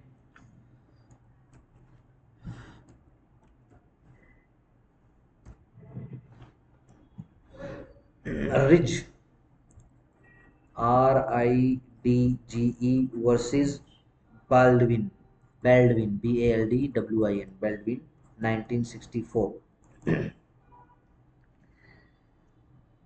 बेसिकली हाउस ऑफ लॉर्ड्स के द्वारा सुना गया है, हियरिंग करी गई इस केस की। ठीक है ना। यह डिसीजन के अंदर नेचुरल जस्टिस का डॉक्ट्राइन भी डाल दिया। ठीक है ना। जिसको आगे बेसिकली सही माना गया। मतलब कि डॉक्टर नेचुरल जस्टिस इसके यस, खिलाफ। नेचुरल जस्टिस के अब बेसिकली क्या है, ये एक्टिविज्म का पार्ट ही तो है, ठीक है जी। एक फिलोसफी लगाई जज ने, क्या भाई देखो, इस केस के अंदर अगर मैं जजमेंट दे दूं, लेकिन क्या नेचुरल जस्टिस हो पाएगा, ठीक है ना। अगर नेचुरल जस्टिस नहीं हो पा रहा तो उसको दूसरा डिसीजन करना पड़ेगा, क्योंकि नेचुरल जस्टिस करना है, ठीक है ना। जैसे कि राम मंदिर केस के अंदर हुआ, ठीक है जी।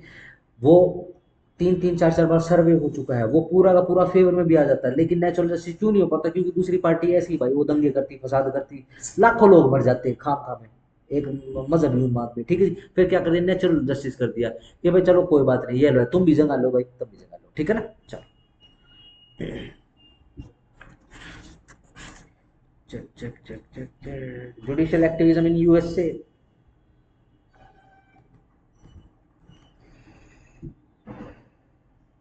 ठीक है जी, इसमें तो बहुत इंपॉर्टेंट पार्ट है, ठीक है जी। इवन जो यूएसए का लीगल जूरिस्प्रूडेंस है, ठीक है जी,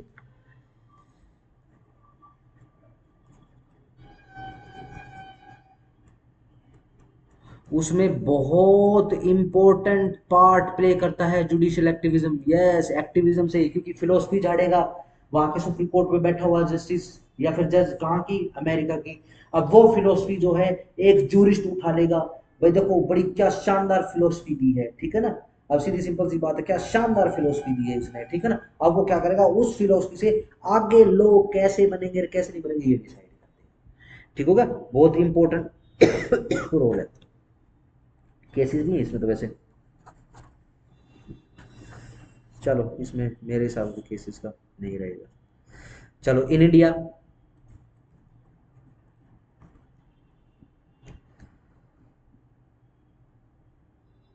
अपने जज like V R Krishnan, Krishna Iyer, P N Bhagwati, तो जुडिशियल रिव्यू पे कुछ वो माने जाते हैं, पीएलएल के लिए जुडिशियल रिव्यू के लिए। जुडिशियल भगवती, चिन्नप्पा रेड्डी, हाँ। ध्यान रखना, जुडिशियल रिव्यू भी जुडिशियल एक्टिविज्म के अंदर आता है, ठीक है, क्योंकि ये फिलोसफी की तो देन है कि क्यों नहीं भाई, सुप्रीम कोर्ट के केस क्यों नहीं रिव्यू हो सकते, ठीक है ना। चिन्नप्पा रेड्डी और डी ए देसाई, ठीक है ना। इन्होंने बहुत सारी जजमेंट दी है, ठीक है जी, जिसके अंदर इन्होंने जुडिशियल एक्टिविज्म के थ्रू नेचुरल जस्टिस पर जोर दिया है।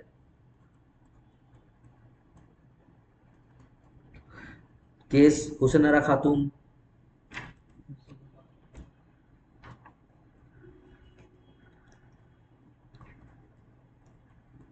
क्या हुआ सर हुसैन आरा इसमें? खातून, ये जिसको बेसिकली गिरफ्तार कर लेते हैं, इसको पुलिस कस्टडी में बहुत मारा पीटा जाता है, बाद में शायद इसकी डेथ भी हो जाती है, तो इसकी वाइफ जो है, इसकी जो बेवा है, वो बेसिकली केस डालती है, जिसको कंपनसेशन भी दिया जाता है। सुनील बत्रा, हाँ ये तो मित्र वैसे Delhi administration, yes, yes Delhi human administration treatment in 19, yes. Jails. ऐसे ही शीला बरसे, ह्यूमन ट्रीटमेंट वही है। Yes, state of Maharashtra 1983। Woman prisoner थी, सुनील बत्रा मेल प्रिजनर था, शीला वुमन प्रिजनर थी। इनकी इनकी इनकी अगेंस्ट में भी जो एट्रोसिटी वगैरह काफ़ी चल रही थी, ठीक हो गया। चलो जी, कंपैरिजन हो गया, आगे आ जाओ जी। कॉन्स्टिट्यूशनल रिव्यू था क्या, कॉन्स्टिट्यूशनल रिव्यू है क्या, आ जाओ कॉन्स्टिट्यूशनल रिव्यू देख लो। कौन सा है आर्टिकल, किसका जुडिशियल रिव्यू का? 137। 137, जुडिशियल रिव्यू का। अब ध्यान रखना, हम कॉन्स्टिट्यूशनल रिव्यू की बात कर रहे हैं। कॉन्स्टिट्यूशनल रिव्यू क्या रहता है,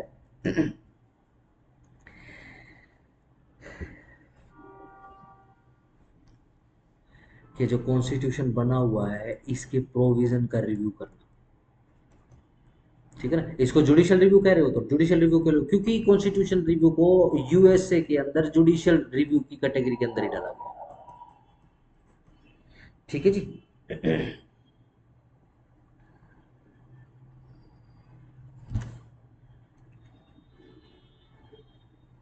ठीक है ना। अब यूएसए के अंदर सिंपल सुप्रीम कोर्ट ही कर देता है ये काम, लेकिन कई यूरोपियन कंट्री हैं, ये चीज कर रहा हूं मैं, ठीक है ना, उसके अंदर क्या है, कॉन्स्टिट्यूशन का रिव्यू हो तो रहा है, लेकिन स्पेशल कॉन्स्टिट्यूशनल कोर्ट्स बनाई जाती है वहां पे ये काम करने के, रिव्यू करने के लिए, ठीक है ना, सुप्रीम कोर्ट या कोर्ट ऑफ जस्टिस नहीं करता ये काम। मतलब हाउस ऑफ लॉर्ड नहीं करेगा, कुछ अलग कॉन्स्टिट्यूशनल कोर्ट होंगे। हाँ ध्यान रखना, मैं यूरोपियन यूनियन की बात कर रहा हूँ, हाँ। ठीक है ना, यूरोपियन यूनियन की कई कंट्रीज ऐसी हैं, ठीक हो क्या। हाँ, अब यूके के अंदर तो क्या है, हाउस ऑफ लॉर्ड कर देता है, बेसिकली यही काम करता है हाउस ऑफ लॉर्ड्स तो, लेकिन हाउस ऑफ लॉर्ड्स का बहुत दखल है। लेकिन ध्यान रखना, मैंने कुछ भी स्पेसिफिक कमेंट नहीं किया है कि जुडिशियल इंडिपेंडेंट है, इंडिपेंडेंसी है कि नहीं है वहाँ पे, ठीक है ना। चलो, यूएसए का भी हो गया है आपका, ठीक है जी। इसमें केस लो तो नहीं आते ना इतने। नहीं का देखा था, पूछ लेते हैं, जैसे वो वाला केस बताया था ना अभी पीछे से आपने, हाँ, क्या सबसे नाम था पहले उसका, इंडिया, यूएसए, स्विट्जरलैंड, फ्रांस। चलो। बेल्जियम वगैरह जो वो आया, अच्छा, डेवलपिंग। ठीक है। तो जुडिशल रिव्यू का केस पूछ लेते हैं कहाँ से डेवलप हुआ यूएसए से, चलो, वो ठीक है, मार्बरी फिर वाला यूएसए का केस। कर लेते हैं हम, जुडिशियल रिव्यू का। इसमें केस करो, मरबरी, मार्बरी वर्सेस मेडिसिन का केस। मरबरी ये क्या वर्सेस लिखा है, वर्सेस मेडिसन, ये ऊपर कुछ रिपीट नहीं कर। 1803। It was held that constitution is a legal document, ठीक है जी, then the judiciary has the power to interpret it, सीधी सिंपल सी बात है। जुडिशल रिव्यू की बात करते हैं। यस, इसके अंदर यस बोल रहे हैं कि यस, जुडिशियल कॉन्स्टिट्यूशन का जुडिशियल रिव्यू हो सकता है। मरबरी का ही केस है, मरबरी एंड मेडिसिन, फैक्ट्स आ गए हैं इसके, चलो फैक्ट्स पूछ के जाना। पूछ ले। और इसके अंदर कौन सा था, और कौन सा देश था, इंडिया, स्विट्जरलैंड और फ्रांस है इसके अंदर। फ्रांस देख लो, फ्रांस, फ्रांस का देख लेते हैं। टॉपिक के हिसाब से कंट्री बदल रखी है। हाँ, कोई बात नहीं, ये बहुत ही मिसलेनियस क्वेश्चन आएगा, इसका मतलब ये है। हाँ भैया, ये समझ लो। हाँ, सिर्फ बर्डन बढ़ाने के लिए, इतना हाँ, इतना बड़ा कंसेप्ट दिखेगा कि बहुत बच्चा परेशान हो कि जाए। जेआरएफ से हट जाए कुछ बच्चे। हाँ, सिर्फ मोरल तोड़ने के लिए, फ्रांस का देख लो। ये वही कुछ भी वाली बात है ना, लोग से कहाँ मतलब है। ठीक है ना, देखो जी, फ्रांस के अंदर एक कॉन्स्टिट्यूशनल काउंसिल है, कॉन्स्टिट्यूशनल क्या है, कोर्ट, सॉरी, जिसको क्या कहा जा रहा है, जिसको काउंसिल कहा जा रहा है, CONSEIL, ध्यान रखना, ये फ्रेंच के अंदर लिखी हुई स्पेलिंग, तो ज्यादा, ठीक है ना,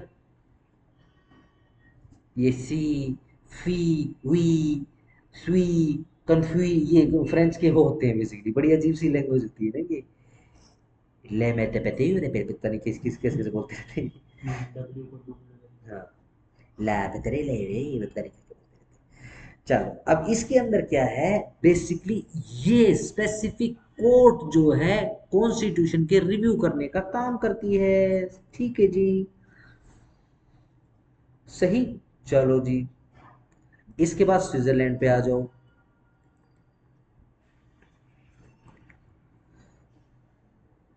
नो जुडिशियल रिव्यू, सीधा सिंपल, कोई जुडिशियल रिव्यू नहीं है स्विट्जरलैंड के अंदर, ठीक है ना, कॉन्स्टिट्यूशन का। फ्रांस में है।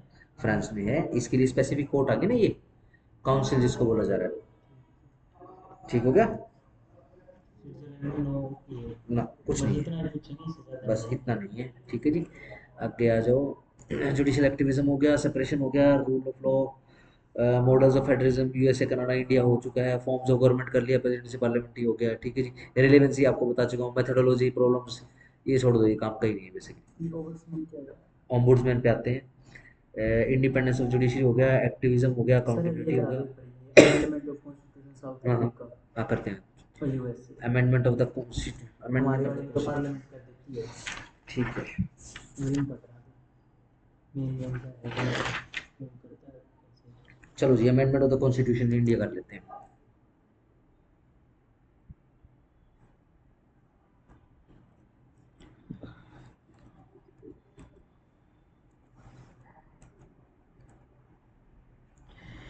इंडिया के अंदर अमेंडमेंट कर देते हैं, ठीक है ना, यानी सीधा सिंपल पूछूं, क्या इंडिया के कॉन्स्टिट्यूशन के अंदर अमेंडमेंट हो सकती है, yes no, yes. Yes sir, इसी ठीक से है। दूसरा क्वेश्चन निकालू क्या, फ्लेक्सिबल है इसका मतलब कॉन्स्टिट्यूशन ऑफ इंडिया, हाँ, यस। तो सिंपल मोड्स कर लो जरा। मैं जरा इसको कर दूं,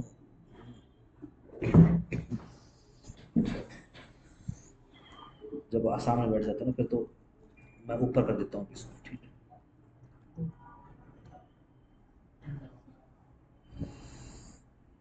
क्योंकि मेरी ना ये खांसी जो नाक है ना ये ठीक हो ही नहीं पा रही है। मेडिसिन कोर्स तो खत्म कर लिया मैंने उसका, ये लो, ठीक हो जाएगा, ठीक है।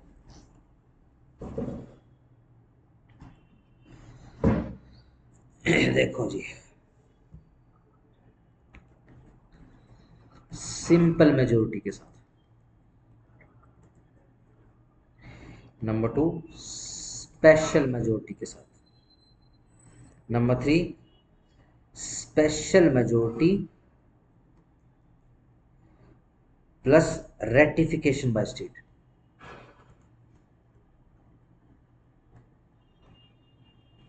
ठीक है ना। देखो सिंपल मेजोरिटी के साथ में जो अमेंडमेंट करे जाते हैं, जैसे आर्टिकल 5 से लेकर 11 तक, ठीक है ना, ये अमेंडमेंट करे जा सकते हैं।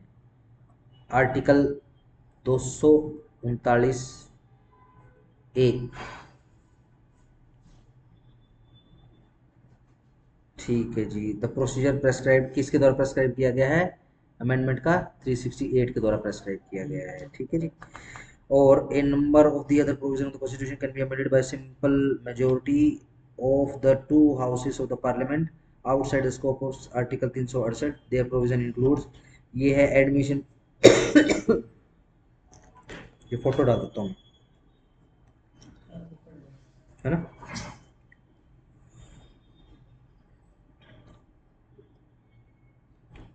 इसकी ये फोटो डाल देता हूँ मैं, अमेंडमेंट बाय सिंपल मेजोरिटी की, अमेंडमेंट बाय स्पेशल मेजोरिटी की,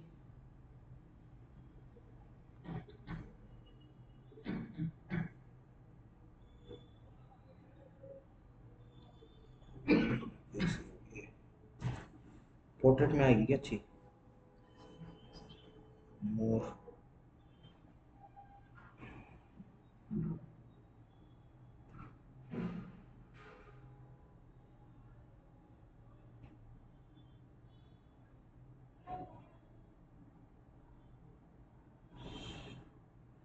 faded film food natural grey cool warm,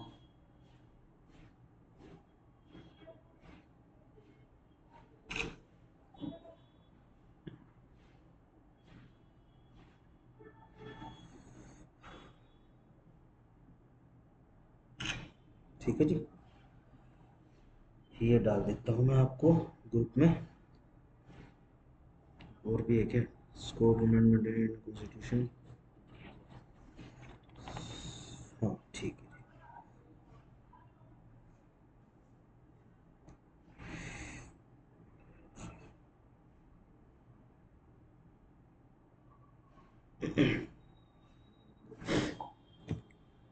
simple है जी।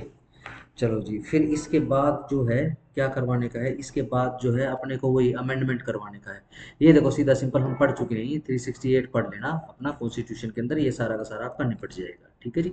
ध्यान रखना कुछ आपको सिर्फ वो देखने के कौन से एक्ट सिंपल मेजोरिटी से अमेंड हो जाएंगे, कौन से स्पेशल से, कौन से special plus ratification by the state होंगे, सिर्फ ये करना। आप पेज आ गया आपके पास, ये सारा का सारा आपका हो चुका है, ठीक है ना। ओम्बुड्समैन पे आ जाओ।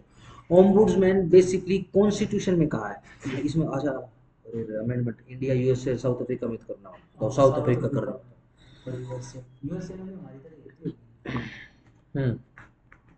अमेंडमेंट का कहाँ से लिया हमने प्रोविजन? अमेंडमेंट का हाँ, अपने अमेंडमेंट ऑफ द कॉन्स्टिट्यूशन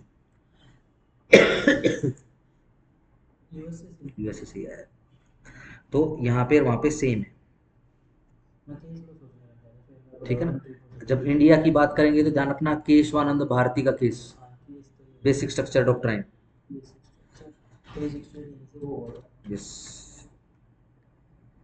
तो सबसे पहला केस हुआ था ना शंकरी प्रसाद का, हम्म, उसके बाद सज्जन सिंह का, उसके बाद गोलकनाथ का, गोलकनाथ का, फिर ये ऐसे गोलकनाथ का पहले हाँ आया। ये ऐसे क्वेश्चन पूछते हैं कि ये इनका क्रोनोलॉजिकल ऑर्डर बताओ। ये कॉन्स्टिट्यूशन में देखना स्पेसिफिकली क्रोनोलॉजिकल ऑर्डर के अंदर मैंने डिस्कस करी है ये सारी चीज़ें। कर रखे हैं हमने, लेकिन मैं ये पूछ रहा हूँ, जैसे मैंने इतनी चीज़ याद ना रहे इंसान ना ना, क्यों याद नहीं रहेगी? अगर आपने फाउंडेशन की क्लास लगाई है तो उसमें तो मैंने नहीं, मुझे तो आपको याद बताया था। कि ऐसे हो गया, फिर ऐसे होने के बाद फिर रिएक्शन सुप्रीम कोर्ट का ये आ गया, फिर लेजिस्लेशन का ये आ गया, फिर ये केस आ गया, फिर ऐसे उसने ये वो कर हमें दिया। तो याद है कि संजय प्रसाद सर, जो गोलकनाथ केशवानंद भारती सबसे लेटेस्ट वाला सबसे बड़ी बेंच इसमें बैठी थी। यस। लेकिन यही अगर किसी और उसमें पूछ ले, मान लो इसके केस पूछ ले यूएसए के, तो कैसे बता पाएंगे हम?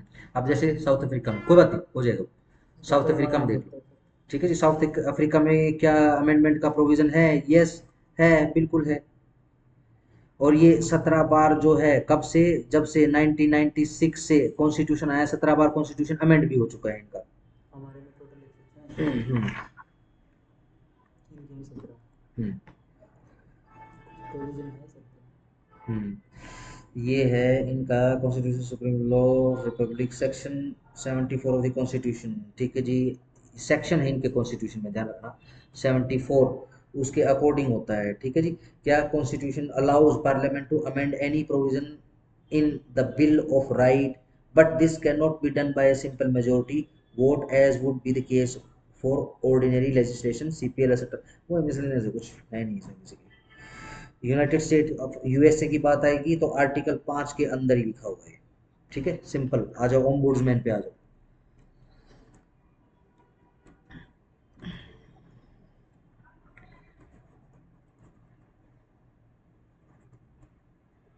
ठीक है जी, ओम्बुड्समैन का मतलब होता है लोकपाल।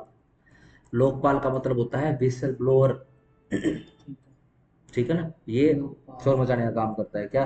देखो वो आदमी फलाना चोरी चोरी कर रहा है भाई, वहां पे वो आदमी, ठीक है ना, उसको रोको। ठीक है जी। अच्छा, ऐसा काम हो गया जैसे वो देवा की अदालत नहीं बैठ जाती शाम को, एक तरीके से देवा जैसा बन जाता है। ठीक है जी। ओम्बुड्समैन, अगर कॉन्स्टिट्यूशन में आपसे पूछा जाए आर्टिकल, हमारे में सर शेड्यूल तो पता ही है। पूरा आर्टिकल है, लोकपाल और पीछे जाके आर्टिकल है।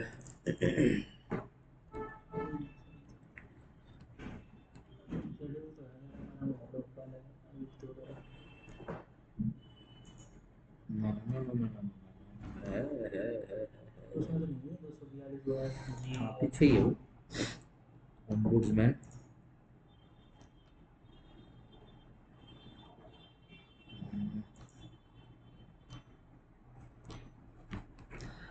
Ombudsman in constitution of India. Pakistan में क्या करेगा ये? पाकिस्तान में जला देंगे इसको।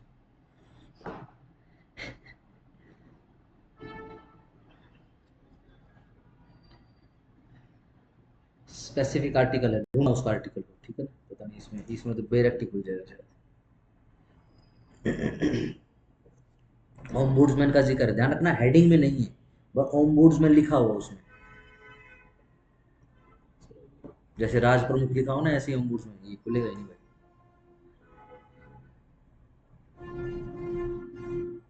नहीं, ये तो ओम्बुड्समैन एक्ट आ गया है, छोड़ो। चलो इसमें तो सिंपल, सिंपल करो इसको। ये सर क्या? इसमें वो अलग एक्ट बता रहा है ऐसे तो कॉन्स्टिट्यूशन, लेकिन ढूंढना पड़ेगा वो। कॉन्स्टिट्यूशन में मैं कह रहा हूँ कि अगेन हेडिंग में मत ढूंढना, हेडिंग में नहीं मिलेगा आपको ये, किसी आर्टिकल के अंदर है ये। मेरे को याद नहीं आ रहा है वो, बस मैंने शाम को ही देखा है और मैं बस याद नहीं कर पा रहा हूँ उसको। ठीक है जी, देखो इसका मीनिंग क्या होता है, कौन होता है ओम्बुड्समैन? ये बेसिकली सुपरवाइजर होता है, किस पर? Of the administrative authority.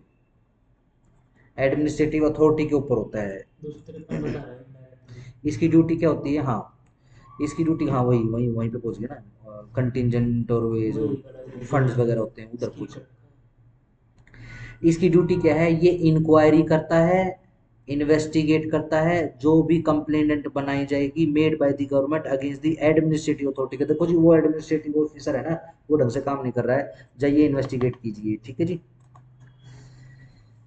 हमारे में इनका सिस्टम तो होता नहीं इतना करते हैं पावर में। है, कोई है पावर वगैरह? कभी जीते तो है नहीं अपने हमारे देश में। में तो मजाक बन गया है। अगर मैं इसको, इसमें इसका हिस्ट्री भी बहुत बता रखी है क्या? ओम्बुड्समैन स्वीडन, इसकी हिस्ट्री नहीं बता रखी, वरना हिस्ट्री बताता मैं, बहुत ड्रामे हुए थे। ये केजरीवाल ओम्बुड्समैन, लोकपाल एक्ट की तो देन है ये। इंग्लिश में इसको लोकायुक्ता बोल देते हैं। ठीक है जी। ये 2011 में, अगर मैं छोटा मोटा मोटा आपको बताने की कोशिश करूँ, 2011 के अंदर इंडिया अगेंस्ट करप्शन मूवमेंट चला था। हाँ, अन्ना हजारे वाला आंदोलन। ठीक है जी। ये लोग बेसिकली बहुत सारी मांगों के साथ में क्या मांग कर रहे थे कि भाई लोकपाल बिल लेकर आया जाए, इसको पास किया जाए, लोकायुक्त बिठाओ। ठीक है जी। चलो जी, सरकार ने नहीं करा। ठीक है जी। कांग्रेस की गवर्नमेंट में जमा नहीं करा भाई साहब, बिल्कुल भी नहीं करा। ठीक है जी। लेकिन यूँ था कि भाई बिल तो पेश करवाया सिर्फ दिखाने के लिए, लेकिन वो पास ही नहीं हो पाया, राज्यसभा से पास नहीं हो पाया कभी भी।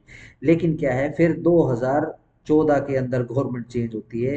2014 के अंदर गवर्नमेंट चेंज होकर, ठीक है जी, तो ये जो बिल को जो है पास करवाया जाता है। ठीक है जी। 2019 तक जाकर पास होता है, ठीक है ना। 2019 के अंदर अपना पिनाकी चंद्र घोष जो है, ये याद कर लेना नाम, पिनाकी चंद्र घोष जो है, उनको पहला लोकपाल नियुक्त किया जाता है।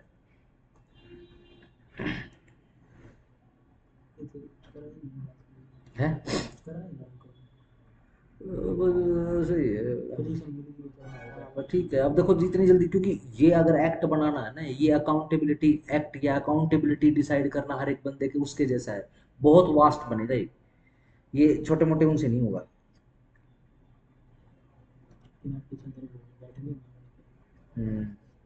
लोकपाल एक्ट का तो इसने बता ही नहीं रखा, तो लोकपाल एक्ट का मैं बेसिकली जिक्र कर ही नहीं रहा। कौन कौन से देश करवाने हैं इसमें? Sweden, UK, India. इंडिया का तो आपको पता चल जाएगा, पता चल ही गया है। चलो जी। स्वीडन, ये स्वीडिश वर्ड ही है बेसिकली ना। जो जिस वर्ड से निकला है, ये है आपका ओम्बुड। स्वीडिश लैंग्वेज में commonly denotes to a person who acts as a spokesman or representative of the another person.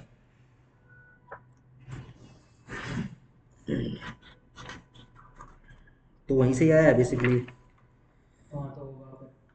Yes yes yes yes, वहां से तो होना ही होना है। यूएसए का कहाँ है भैया? यूके।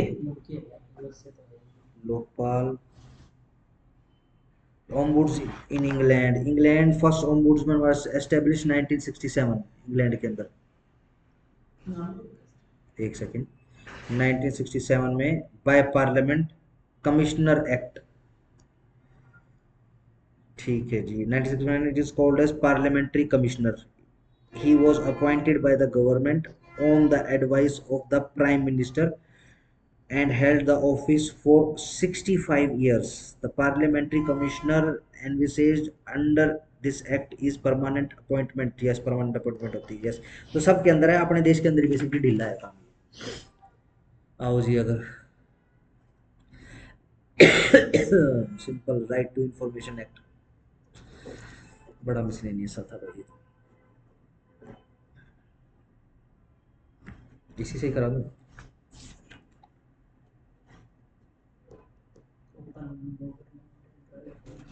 चलो, राइट टू इंफॉर्मेशन आरटीआई बोल दूं। आर्टिकल 19, हाँ उसके अंदर इम्प्लिसिट है। आर्टिकल 21 के अंदर इम्प्लिसिट है। ठीक है जी। एक केस का नाम लिख लो, SP Gupta versus Union of India.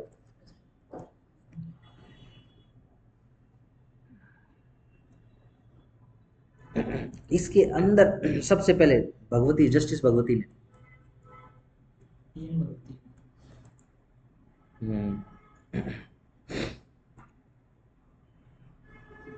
ठीक है ना, इसको क्या बोला है, ओपन गवर्नमेंट, या फिर इसको आरटीआई कह लो आप, लीगल उसके अंदर ओपन गवर्नमेंट भी बोला जाता है आरटीआई को। ठीक है ना, सिंपल रहेगा।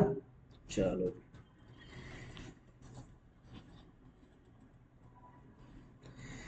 और जरा कॉमनवेल्थ ऑस्ट्रेलिया जाने दो। इवोल्यूशन इसमें किस किस का करना है? Open government and right to information, USA, UK और India.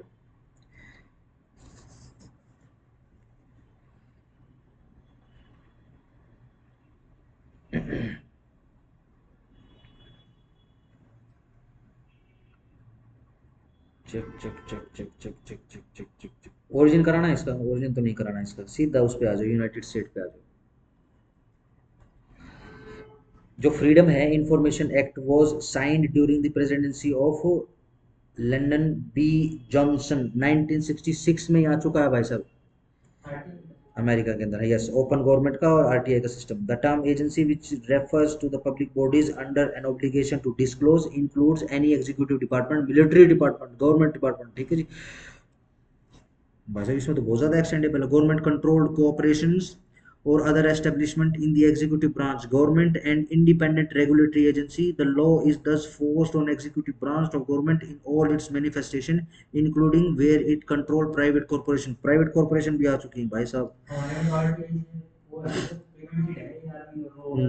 yes yes, but it does not however cover either the legislative branches, Congress ने बाहर होगी, or the court, nor it does it cover executive officer of the president, including for example the National Security Council NSC, White House Council. Finally, it does not cover private bodies which are substantially publicly funded or other or undertaking public functions etc।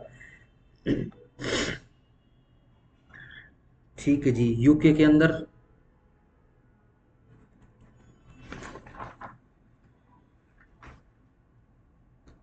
UK के अंदर भी भाई साहब ये freedom of information act है, दो act है basically, freedom of information act 2000 और freedom of information Scotland 2002, Scotland के लिए, ठीक है जी। ये दो एक्ट आए हैं, ठीक है जी।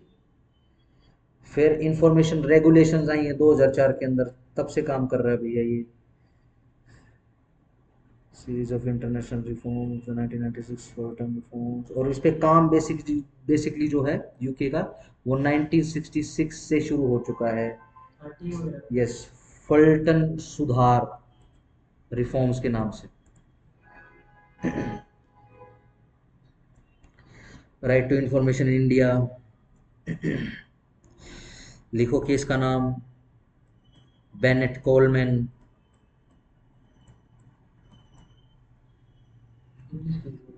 नहीं, वैसे union of India, Bennett Coleman, ये बहुत फेमस केस है, आरटीआई का बहुत फेमस केस है ये।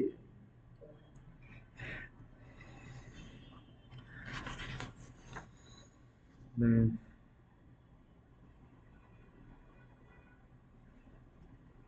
हाँ, ये न्यूज़पेपर से रिलेटेड केस था बेसिकली, प्रिंटिंग वगैरह एक्सेट्रा का।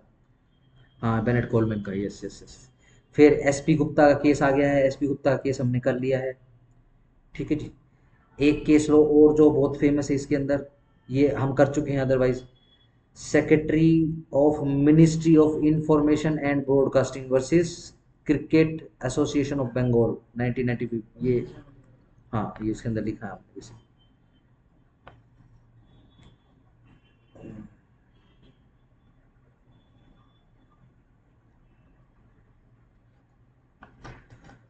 सीधा सिंपल 2005 में आया हमारे देश में, तो RTI act 2005। Right to information act 2005 आया, फिर सीधा राइट टू इन्फॉर्मेशन एक्ट आ गया। क्या ये राइट टू इन्फॉर्मेशन एक्ट पढ़ना है क्या? नहीं, ठीक है जी, ये आपका हो गया चैप्टर खत्म, यूनिट खत्म, ठीक है जी। इसके अंदर बस ये देख लो इन्फॉर्मेशन, या फिर सीधा सिंपल जो मैं हूँ, एक्ट डाउनलोड करके वो डाल दूँ क्या? नहीं, प्रोसीजर तो नहीं पूछेंगे इसका। एक्सेप्शन देख लेते हैं इसके, अगर एक्सेप्शन लिखे होंगे कि राइट टू इन्फॉर्मेशन में कौन शामिल नहीं है। चाहिए कोई एक क्वेश्चन देना पड़ेगा यूनिट से, देते थे एक ही दे दे तो बहुत देखते थे।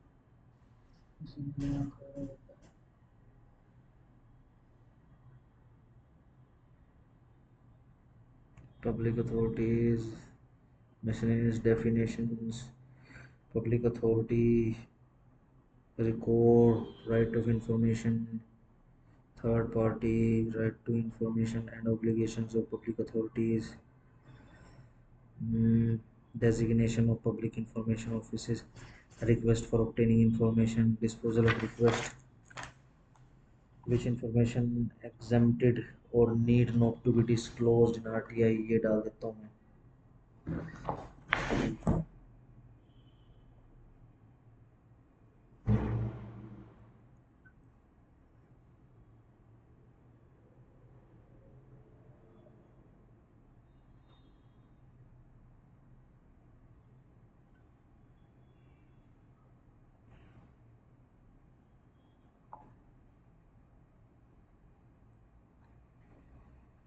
Disclosure of third party,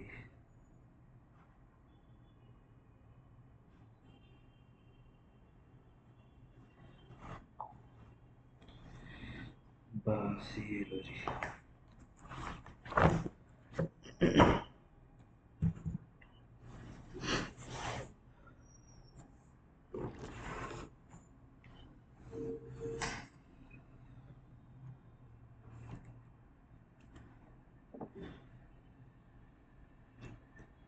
ये लो जी, आपका डन हो गया, आपकी यूनिट सारी। ठीक है, मैं